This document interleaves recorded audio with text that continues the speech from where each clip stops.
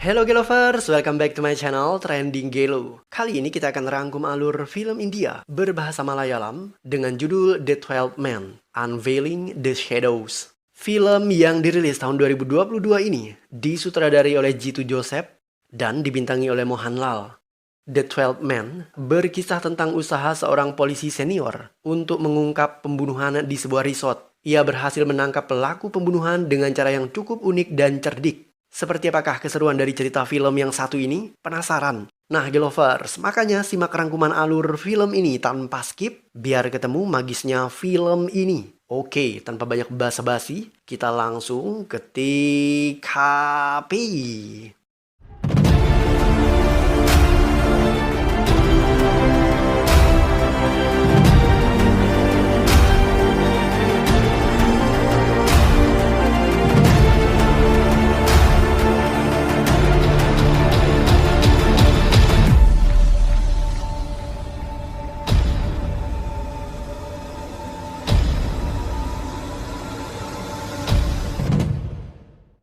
Sidat alias Sidhu mengadakan sebuah pesta untuk merayakan keberhasilannya meraih gelar sarjana. Ia mengundang 11 orang temannya di grup WA untuk berpesta di puncak, di distrik Kerala, India. Dari 11 orang ini, 7 diantaranya adalah teman sekampus Sidat saat kuliah.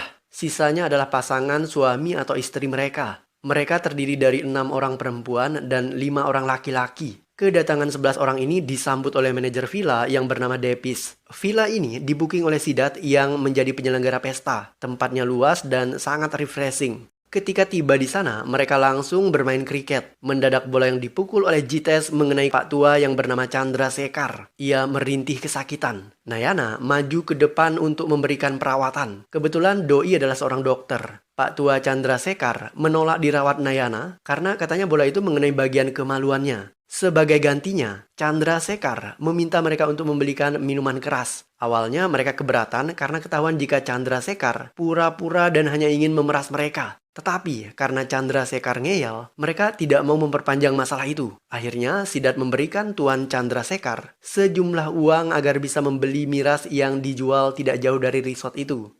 Chandra Sekar adalah pengunjung yang bermalam di resort itu selain Sidat dan teman-temannya. Chandra Sekar berkenalan dengan Vida. Diketahui jika Vida belum menikah dan ia satu-satunya anggota grup WA yang tidak punya pasangan. Setelah berkenalan dengan Vida, Tuan Chandra menemui 4 wanita lainnya dan keempat wanita ini sedang menikmati spot yang sangat instagramable dan berada tidak jauh dari resort itu. Letaknya tepat di tepi tebing curam dengan panorama yang memukau. Kehadiran Chandra tentu saja tidak disenangi oleh keempat wanita tadi. Mereka kemudian mengusirnya.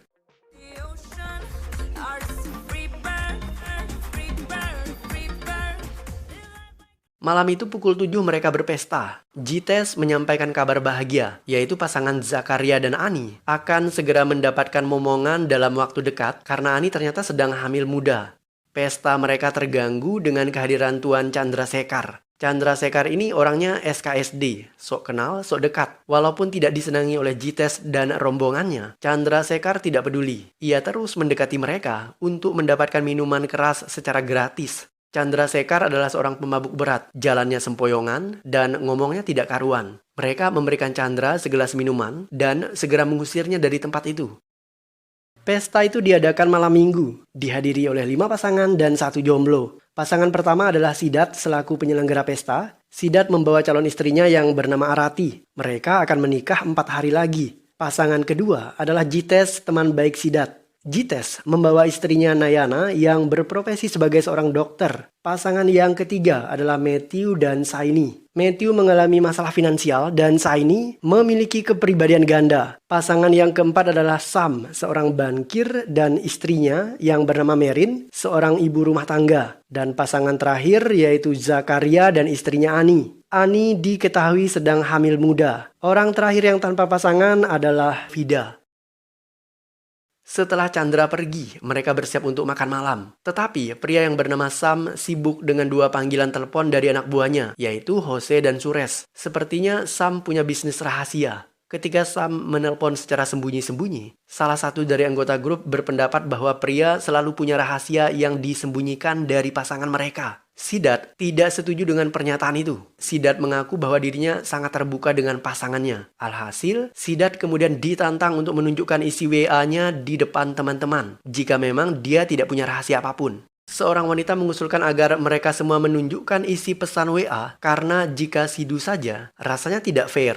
Beberapa orang terlihat cemas. Vida kemudian mengusulkan sebuah ide gila dan berkata, "Bagaimana kalau kita main game? Semua orang meletakkan ponsel mereka di atas meja. Jika ada yang menelpon, dia harus menyalakan speaker. Saat ditelepon, seseorang harus berbicara secara natural." Vida meletakkan ponselnya di atas meja. Yang lain terlihat semakin cemas. Tetapi mereka terpaksa melakukan tantangan yang diberikan Vida karena jika mereka menolak, maka akan ketahuan kalau mereka punya rahasia yang disembunyikan dari pasangan masing-masing.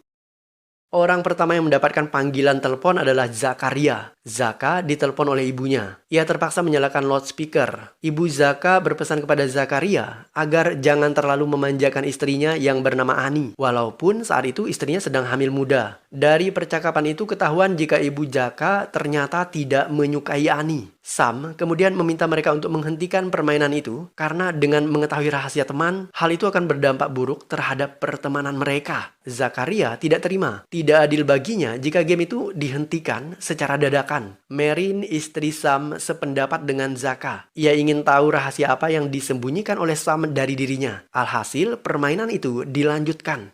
Telepon kedua diperoleh calon istri Sidu yang bernama Arati. Arati ditelepon oleh temannya yang bernama Priya. Tidak banyak yang dibahas Arati dan Priya. Obrolan mereka hanya berkisar tentang persiapan pernikahan dan betapa beruntungnya Arati karena bisa mendapatkan pria sebaik dan setampan Sidat. Selanjutnya telepon Jites yang berdering. Penelponnya adalah teman Jites. Dari obrolan itu, diketahui jika Jites punya banyak sekali koleksi video porno. Jites hanya bisa nyengir kuda, menahan malu karena rahasianya terbongkar. Matthew mendapatkan pesan suara di WA-nya. Sesuai aturan permainan, ia harus memutarkan pesan itu di depan teman-temannya. Matthew terlihat cemas. Diketahui jika ternyata Matthew mengalami kesulitan finansial dan ia punya banyak hutang. Bisnis Matthew juga terancam bangkrut. Matthew merasa malu. Teman-temannya juga merasa tidak enak hati mendengar pesan itu. Setelahnya, Sidu yang mendapatkan panggilan telepon. Ia ditelepon oleh temannya yang bernama Sajis. Sajis adalah seorang apoteker. Dari percakapan mereka, diketahui jika Sidu meminta obat penggugur kandungan dari temannya Sajis. Mereka terkejut mendengar percakapan itu. Ternyata Sidu selingkuh dan mereka menduga jika wanita itu adalah salah satu wanita yang ada di grup mereka. Sidu telah membuat wanita itu hamil dan terpaksa melakukan aborsi menggunakan obat yang diberikan oleh Sajis. Mengetahui rahasia bejatnya Sidu, Arati marah. Tidak hanya Arati, Zakaria juga langsung naik pitam. Ia mencoba menghajar Sidu. Tetapi aksinya dihentikan oleh teman-temannya. Zakaria marah karena Sidu tega selingkuh dari Arati dan selingkuhan Sidu adalah salah satu dari wanita yang ikut pesta di resort tersebut. Arati kecewa berat. Ia menangis dan pergi dari tempat itu dan Sidu berusaha mengejarnya. Wanita lain yang masih tersisa mulai berpikir bahwa yang hamil dan aborsi adalah Nayana. Karena sebelum Sidu memilih Arati menjadi calon istrinya, Nayana sangat getol PDKT dengan Sidu. Nayana tentu saja membantah. Jika Nayana yang hamil, maka ia tidak butuh obat aborsi dari teman Sidu. Karena Ayana adalah seorang dokter. Setelah insiden tersebut, game itu akhirnya dihentikan. Semua orang pergi meninggalkan meja makan. Orang terakhir yang tersisa adalah Sam. Sebuah notifikasi masuk di HP Sam. Ia membacanya dan setelahnya, Sam mensilentkan HP itu. Malam itu mereka semua bertanya-tanya siapa wanita yang dihamili oleh Sidu. Pertengkaran mulai terjadi di antara pasangan suami istri. Mereka saling curiga. Saini dan Matthew juga bertengkar hebat. Saini bahkan mengusir Matthew dari kamarnya yang membuat Matthew terpaksa tidur di gazebo. Di sana ia ditemani oleh dua sahabatnya yaitu Sam dan Zakaria. Matthew kemudian mengajak mereka berdua untuk minum. Karena di sana tidak ada minuman, Matthew balik ke kamar untuk mengambil minuman tersebut. Tetapi Matthew tidak kunjung kembali ke gazebo itu. Karena kelamaan menunggu, Zakaria akhirnya masuk ke kamar untuk tidur. Setelahnya, Sam juga menyusul Zakaria masuk ke kamarnya. Malam itu hujan deras setelah makan malam dan lampu juga mati. Setelah diperbaiki, lampu akhirnya bisa menyala. Mendadak seorang pelayan hotel menemukan mayat di tebing jurang.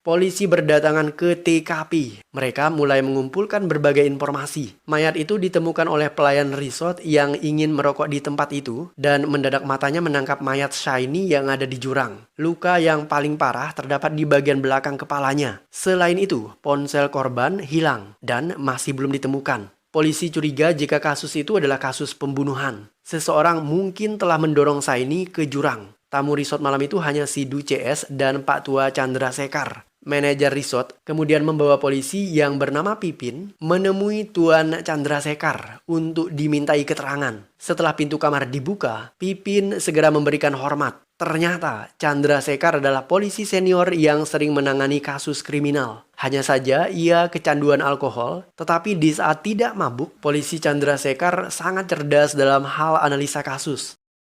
Matthew menangis meratapi kematian istrinya Shiny. Setelah itu mayatnya dibawa ke rumah sakit untuk kebutuhan autopsi. Mereka akhirnya tahu jika Chandra Sekar adalah polisi senior dan mereka segera meminta maaf. Chandra sendiri tidak mempermasalahkan apa yang sudah terjadi. Hanya saja ia harus menginterogasi mereka satu persatu supaya bisa mendapatkan informasi terkait kematian Shiny. Semua orang kemudian mengatakan bahwa mereka harus pulang besok pagi karena mereka punya agenda penting yang tidak bisa ditinggalkan. Jadi, Tuan Chandra Sekar harus menemukan pelakunya malam itu juga. Polisi Chandra kemudian memulai investigasi dengan terlebih dahulu menggeledah kamar mereka satu persatu. Setelahnya, ia mengumpulkan mereka dalam sebuah ruangan. Chandra kemudian meminta 10 orang tadi untuk mengulang permainan yang mereka mainkan ketika makan malam. Dan kali ini, Chandra Sekar ikut dalam permainan tersebut. Aturan permainan tetap sama, hanya saja karena saat itu sudah larut malam, maka tidak mungkin orang-orang akan menelpon atau WA mereka. Jadi, polisi Chandra mengubah sedikit aturan permainan tersebut, yaitu mereka sendiri yang akan menghubungi orang-orang tertentu agar bisa mendapatkan informasi terkait kasus ini. Chandra Sekar mendapatkan panggilan telepon dari wakil komisaris polisi. Wakil komisaris meminta polisi Chandra untuk menangani kasus itu. Sekalipun belum dipastikan jika kasus tersebut kasus pembunuhan atau bukan, tetapi tersangka tidak boleh dibebaskan untuk sementara waktu. Setelah panggilan telepon selesai, Chandra memulai interogasinya. Ia mulai bertanya kepada Sidhu. Menurut keterangan Sidhu, ketika Arati pergi, ia menyusulnya ke kamar Arati. Ia berusaha meyakinkan Arati bahwa telepon itu hanyalah gurauan dari temannya. Setelah itu, Vida datang. Vida masuk ke kamar karena ia dan Arati memang satu kamar. Mendadak Shiny masuk ke kamar Arati. Shiny meminta Siddharth agar memberitahu semua orang siapa yang pernah ia hamili, agar para wanita yang hadir di tempat itu tidak dicurigai lagi oleh pasangan mereka. Shiny bahkan secara terang-terangan memojokkan Vida yang ada di kamar itu, karena Vida karakternya memang suka melakukan hubungan tanpa perlu adanya sebuah ikatan. Siddharth berusaha menenangkan Shiny. Ia akan memberitahu siapa wanita itu, tetapi tidak sekarang, karena Siddharth harus membujuk Arati terlebih dahulu. Setelahnya, Shiny keluar dari kamar itu. Ketika Shiny keluar, Vida ikutan keluar dan menegurnya. Vida tidak terima ia dicap sebagai wanita murahan. Shiny tidak peduli, karena menurutnya, Vida memang seperti itu karakternya. Setelah itu, Sidhu dan Matthew muncul. Sidhu meredakan pertengkaran antara Vida dan Shiny, sementara Matthew, ia membawa Shiny pergi agar tidak terjadi baku hantam dengan Vida. Setelah Shiny keluar, Vida pergi dan ia berpapasan dengan Jites. Jites menemui Sidhu dan mengembalikan ponselnya yang ketinggalan di meja makan. Sidhu kemudian memberitahu Jites bahwa selingkuhannya itu bukan salah satu temannya yang ikut ke pesta di puncak. Wanita yang dihamili Sidhu adalah wanita yang sekampung dengan Sajis. Itu sebabnya Sidhu berbohong kepada Sajis dan mengatakan bahwa ia menghamili salah satu temannya. Kemudian Sidhu meminta obat untuk aborsi dari Sajis. Masalahnya, sekalipun Sidhu mengatakan seperti itu kepada teman-temannya, tetapi mereka pasti tidak akan percaya.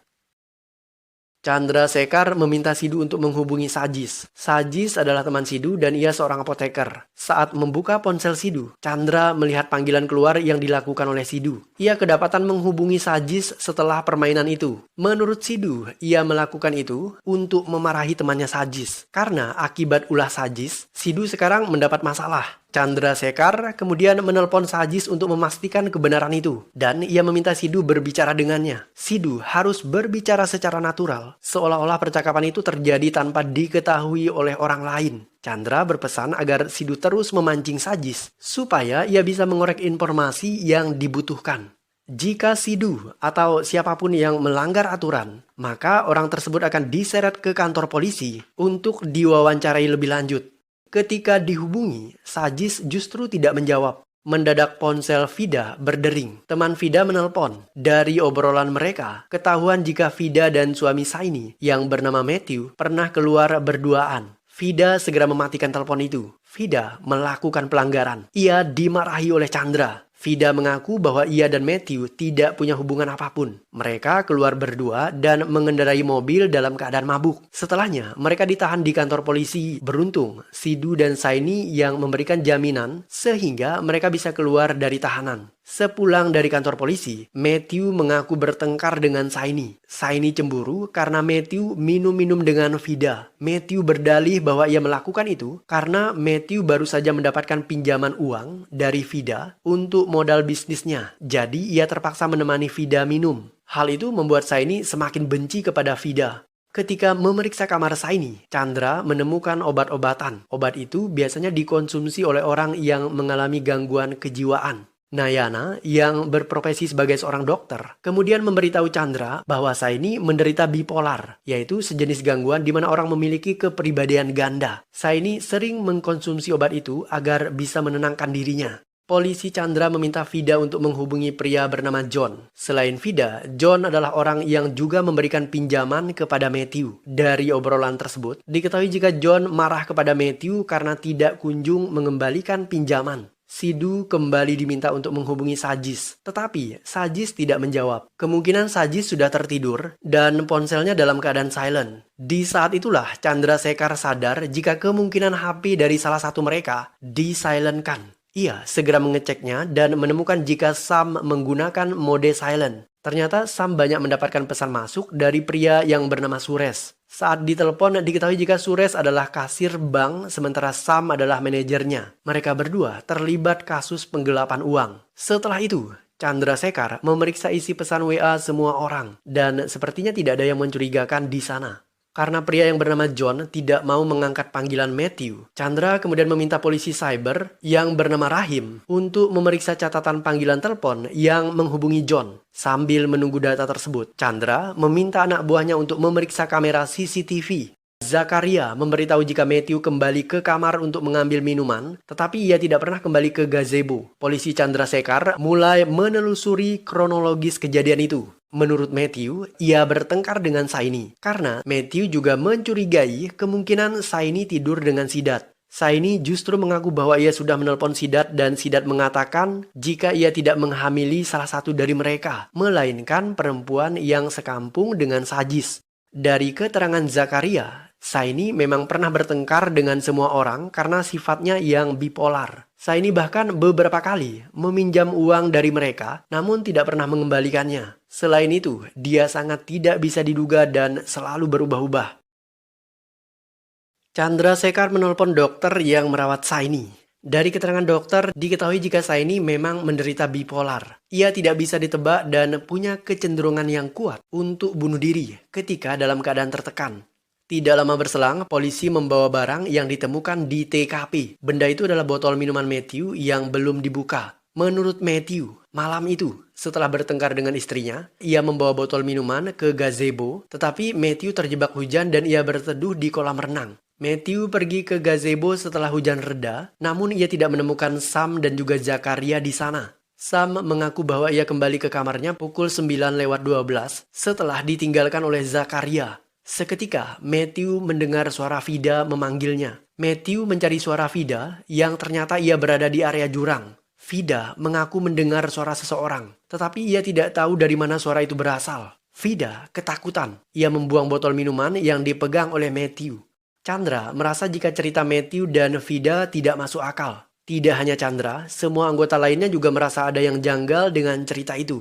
Setelahnya, mereka berdebat tentang siapa wanita yang dihamili oleh Sidu. Sekalipun Sidu mengatakan bahwa wanita itu adalah teman sekampung Sajis, tetapi anggota kelompok mereka tidak ada yang percaya dengan Sidu. Mereka yakin jika Sidu selingkuh dengan salah satu dari wanita yang ada di kelompok mereka. Bahkan, para pria juga mencurigai pasangan mereka masing-masing. Seketika telepon Chandra berdering. Yang menelpon adalah polisi Rahim. Rahim melacak panggilan telepon korban. Ditemukan jika Saini memiliki 4 panggilan telepon keluar dan 2 panggilan telepon masuk. Panggilan keluar ditujukan Saini kepada Ani, Jites, Sidat, dan John. 2 panggilan masuk dilakukan oleh John, yaitu pukul 8.50 dan 8.58. 2 panggilan itu berdurasi di bawah 1 menit. Chandra kemudian meminta Matthew untuk WA John. Kenapa John menelpon istrinya Saini malam itu? John kemudian membalas WA Matthew. Ternyata John menelpon Saini untuk menagih hutangnya karena Saini meminjam sejumlah uang dari John.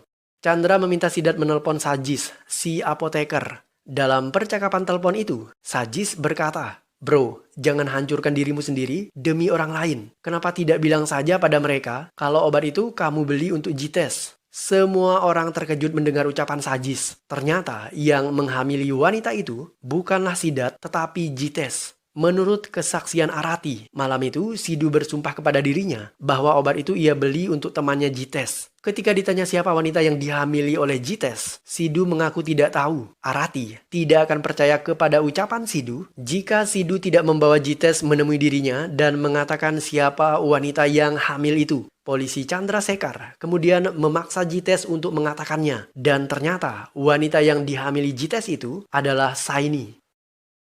Malam itu, Jites bertemu dengan Saini. Saini melarang Jites untuk memberitahu semua orang tentang perselingkuhan mereka. Jika Jites melakukan itu, maka Saini akan bunuh diri.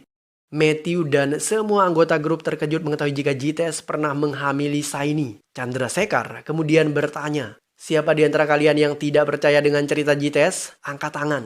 Tidak ada satupun yang angkat tangan kecuali Matthew, suami Saini. Matthew kemudian menangis dan mulai mencaci maki mereka. "Kalian semua iblis. Tega-teganya kalian memfitnah Saini yang telah meninggal dunia. Aku yakin salah satu dari kalian adalah selingkuhan Jites, bukan Saini." Melihat kesedihan Matthew dan kecewa karena dikhianati oleh Jites, suaminya, Nayana kemudian memberitahu semua orang jika Jites berbohong. Nayana adalah dokter yang sudah lama merawat Saini. Ia tahu jika Saini mandul. Hanya saja, Nayana tidak memberitahu semua orang karena hal itu bisa melanggar kode etik seorang dokter. John menelpon Vida. John mengatakan jika Saini malam itu telah membayar hutangnya sebesar 10 lak dan sisanya 15 lak akan dilunasi secepatnya. Chandrasekhar heran dari mana Saini punya uang sebesar 10 lak padahal Saini dan Matthew sedang dalam masalah finansial. Jites kemudian menyela pembicaraan mereka. Menurutnya, uang itu Saini dapatkan dari Jites sebesar 5 lak. Chandra kemudian memeriksa ponsel Merin. Ia menemukan pesan dan panggilan telepon yang dilakukan Merin kepada abangnya Velu. Chandra kemudian meminta Merin untuk menelpon Velu. Dari percakapan mereka, akhirnya ketahuan jika Merin meminjam sejumlah uang dari abangnya Velu tanpa sepengetahuan suaminya Sam. Merin akhirnya menceritakan alasan kenapa ia harus meminjam uang dari abangnya. Malam itu, Merin menemui Jites. Merin melarang Jites untuk memberitahu semua orang bahwa mereka selingkuh, karena hal itu bisa merusak rumah tangga Merin. Lagi pula, hubungan perselingkuhan mereka sudah lama berakhir. Jites tidak bisa menuruti kemauan Merin. Ia harus berkata jujur agar bisa menyelamatkan pernikahan Sidhu dan Arati. Ternyata selama ini selingkuhan Jites adalah Merin. Merin merasa terpojok dan dikhianati oleh Jites. Ia kemudian bertemu Saini dan curhat tentang semua masalahnya. Saini siap menolong Merin dengan syarat Merin harus memberikannya sejumlah uang. Karena itulah Merin meminjam uang 5 lak dari abangnya Velu. Setelah mendapatkan uangnya via transfer, Saini akhirnya bisa nyicil bayar hutang kepada John. Pengakuan Merin menyayat hati suaminya Sam. Setelah Saini membayar hutangnya kepada John, ia menelpon Ani pukul 9 malam. Ketika ditanya kenapa Saini menelponnya, Ani mengatakan bahwa Saini meminta Ani untuk tetap mendukung dirinya. Ia juga memberitahu bahwa Jites dan Merin punya hubungan gelap yang pernah membuat Merin aborsi. Polisi Chandra tidak bodoh. Percakapan telepon itu hanya berlangsung 10 detik. Tidak mungkin Saini sempat mengatakan dua hal itu dalam waktu yang sangat singkat. Chandra kemudian terus menekan Ani. Dan wanita itu akhirnya mengaku. Saini menelpon Ani untuk mengajaknya ketemuan. Saini bertemu dengan Ani di kamarnya. Ia meminta Ani mengaku bahwa Ani selingkuh dengan Jites supaya bisa menyelamatkan pernikahan Arati. Jika Ani mau melakukan semua itu, Jites akan membayar mahal Ani. Ani tentu saja menolak. Chandra tahu jika Ani berbohong. Tidak mungkin Saini menawarkan hal konyol dan tidak masuk akal itu kepada Ani. Ada sesuatu yang Ani sembunyikan dari semua orang. Ani menangis saat ditekan oleh Chandrasekhar. Zakaria, suaminya, tidak terima istrinya diperlakukan demikian. Ia meminta permainan itu dihentikan. Tetapi sebagai seorang polisi senior, Chandra justru membentak Zakaria. Permainan itu harus tetap dilanjutkan sampai pembunuh itu tertangkap. Polisi segera memeriksa rekaman CCTV. Diketahui jika Zakaria keluar dari kamar mereka. Setelah itu Saini masuk ke kamar Ani. Ani kemudian keluar dan ia disusul oleh Saini. Dan setelah itu Saini tidak pernah kembali lagi ke kamarnya. Ketika ditanya, Zakaria mengaku bahwa ia memarahi istrinya Ani yang selalu meminjamkan uang kepada Saini. Ani bahkan meminjamkan uang dari teman kuliahnya yang bernama Harsan hanya untuk diberikan kepada Saini. Zakaria tidak mau Ani istrinya dibodoh-bodohi oleh orang seperti Saini. Setelah itu, Zaka keluar dari kamarnya dengan alasan ia ingin membeli rokok. Chandra kemudian menelpon Harsan. Saat Ani berbicara tentang Harsan, Chandra segera menutup mulutnya. Harsan penasaran dan berkata, "Ani, jangan takut. Dia memerasmu. Dia bilang dia punya bukti video. Tidak mungkin. Dia pasti berbohong." Setelah itu, Chandra langsung berbicara dengan Harsan, tetapi Harsan keburu memutuskan panggilan telepon itu. Dari percakapan Harsan, ketahuan jika Saini memeras Ani menggunakan sebuah video. Chandra kemudian memaksa Ani untuk menceritakan apa yang terjadi. Ternyata Ani selingkuh dengan teman kampusnya yang bernama Harsan dan Saini merekam video mesum mereka. Saini memeras Ani dan meminta sejumlah uang. Ani memberikan uang itu dan berharap Saini menghapus videonya. Ketika Zakaria mengetahui Ani memberikan uang kepada Saini, ia memarahi istrinya karena Zakaria mengira Ani memberikan Saini uang pinjaman. Ia tidak tahu menahu tentang video panas Ani dan Harsan. Malam itu, ketika Zakaria keluar dari kamar, Saini masuk menemui Ani. Ia kembali mengancamnya, tetapi kali ini Saini tidak meminta uang. Saini meminta Ani mengaku di depan Arati bahwa ia dan Jites selingkuh. Jika Ani tidak mau melakukan itu, maka Saini akan membongkar rahasia perselingkuhannya dengan Harsan. Ani tidak mau. Ia keluar dari kamar dan meninggalkan Saini. Oke Gelovers, ceritanya makin complicated aja nih. Siapakah pembunuh Saini? Dan apa motif dibalik pembunuhan tersebut? Kalian pasti sudah bisa menebak pelakunya bukan? Well, let's find out.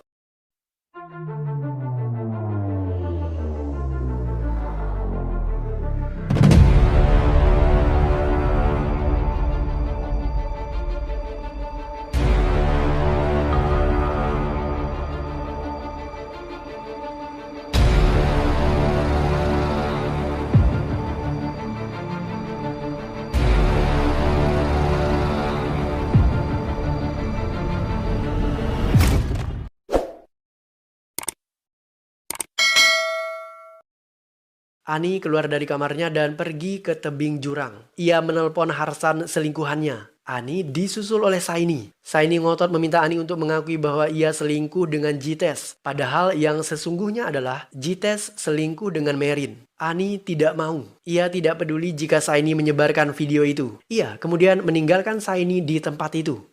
Seketika polisi lain masuk ke ruangan tersebut. Ia berbicara dengan Tuan Chandra. Ketika polisi itu keluar, Tuan Chandra mulai mengungkap semua yang terjadi. Tuan Chandra tidak percaya dengan cerita Ani. Ia curiga jangan-jangan Ani berbohong. Hanya saja Tuan Chandra tidak punya bukti. Dari hasil laporan postmortem, diketahui jika Saini tewas pukul 9.30 malam. Tuan Chandra menanyakan posisi di mana semua tersangka di jam tersebut. Hanya ada dua tersangka yang tidak memiliki alibi. Mereka adalah Vida dan Matthew. Vida mengaku bahwa ia menunggu hujan di kolam renang dan Matthew juga mengaku bahwa ia membawa botol minuman, tetapi Matthew kehujanan dan berteduh di kolam renang. Sementara tersangka lainnya semua punya alibi bahwa mereka sedang berduaan dengan pasangannya. Tuan Chandrasekhar kemudian memberitahu pelaku pembunuhan dengan berkata, Sam terkejut, semua orang terkejut. Ternyata Sam membunuh Saini. Chandrasekhar kemudian meminta Merin, istri Sam, untuk mentransferkan uang 1.000 rupiah di rekening Saini. Dan notifikasi dari transfer itu ternyata masuk ke ponsel Sam. Sam ternyata menyadap semua transaksi mobile banking istrinya Merin. Ia tahu jika Merin mengirimkan uang sebesar 5 lakh kepada Saini. Sam orangnya sangat detil dan perhitungan. Ia tidak suka Merin memberikan uang kepada siapapun. Sam meninggalkan gazebo pukul 9.12 dan kembali ke kamarnya pukul 9.30. Dan pernyataan itu sesuai dengan apa yang disampaikan Merin kepada polisi Chandrasekhar. Itu artinya Sam punya waktu selama 18 menit untuk berjalan dari gazebo menuju ke kamar tidurnya. Sungguh sangat tidak masuk akal karena jarak kamar mereka dan gazebo tidak jauh. Chandra kemudian memaksa Sam untuk mengakui semuanya.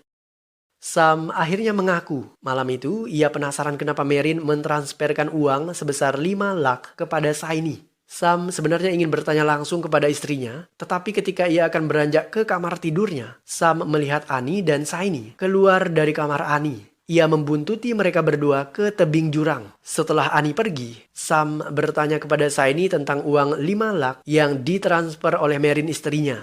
Saini awalnya tidak mau buka suara, tetapi karena Sam terus memaksa, ia kemudian berkata bahwa Merin selingkuh dengan Jites dan uang sebesar 5 lakh adalah uang tutup mulut agar rahasianya itu tidak terbongkar. Sam terbakar amarahnya dan ia mendorong Saini ke jurang.